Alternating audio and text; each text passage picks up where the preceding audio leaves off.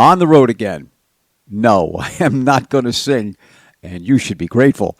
This is the Think Reality Podcast, episode number 90.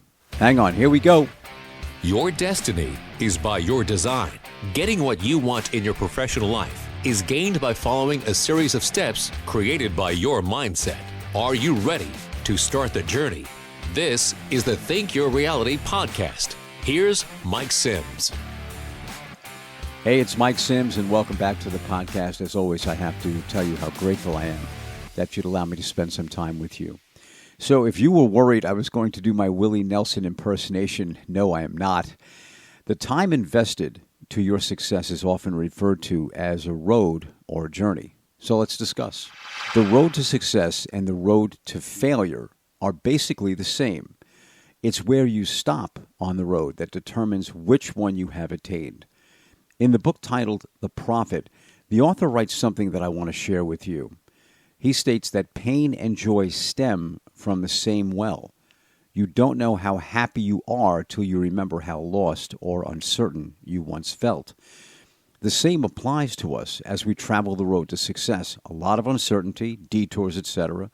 The end of the journey, though, is always worth the steps it took to get there. And people that have reached great success will tell you. The reason being is the dream takes on a life of its own, and it yields much more than you originally bargained or hoped for.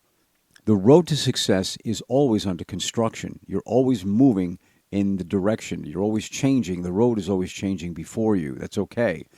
There are going to be countless obstacles in your way, but all of them are learning opportunities.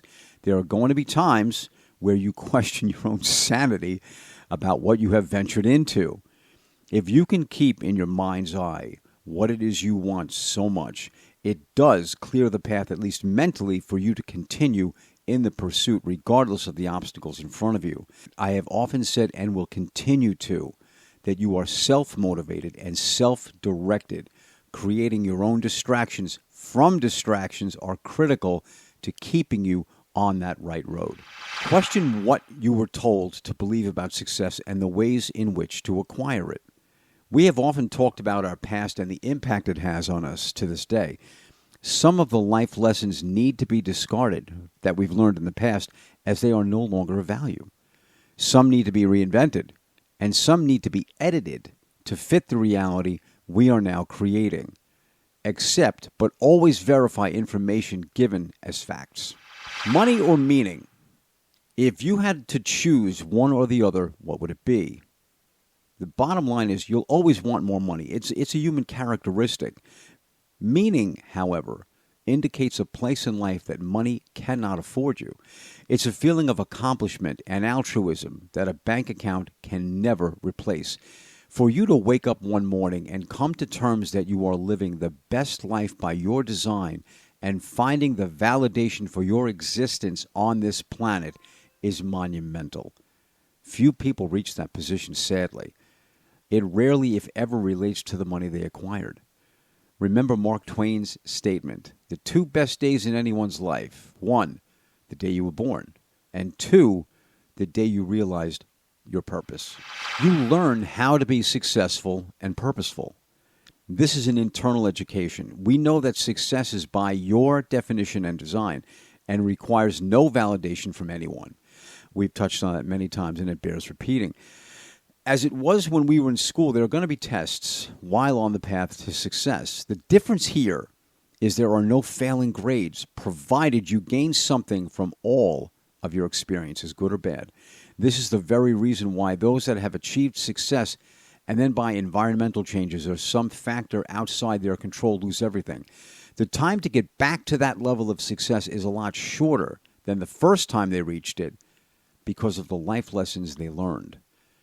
These you cannot put a price on, and no one can take them from you. Other than achieving your version of success, this is the great gift that you gain. Self-reliance, self-definition. Are you one of those that needs to be perfect? I want you to consider something. If you played professional baseball and got a hit 3 out of 10 times at bat, you'd go to the Hall of Fame. Can you imagine? If you were unsuccessful 70% of the time, you'd be considered one of the best to ever play the game. So much for perfection. The need to be perfect is a waste of time. The need to continue improving is a necessity regardless of your place in life or your age. This fact applies to every professional endeavor, whether it be corporate or entrepreneurial.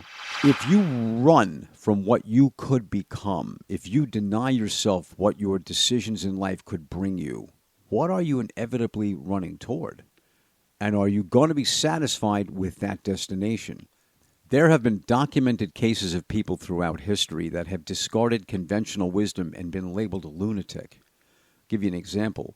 Guillermo Marconi theorized that he could transmit sound through thin air without the use of wires. He was almost committed to an insane asylum by his friends and relatives. What he was ultimately describing and designing was the modern-day radio. Now, apply that same scientific theory to cell phones. He ran the risk and ran toward what he believed he could prove and do.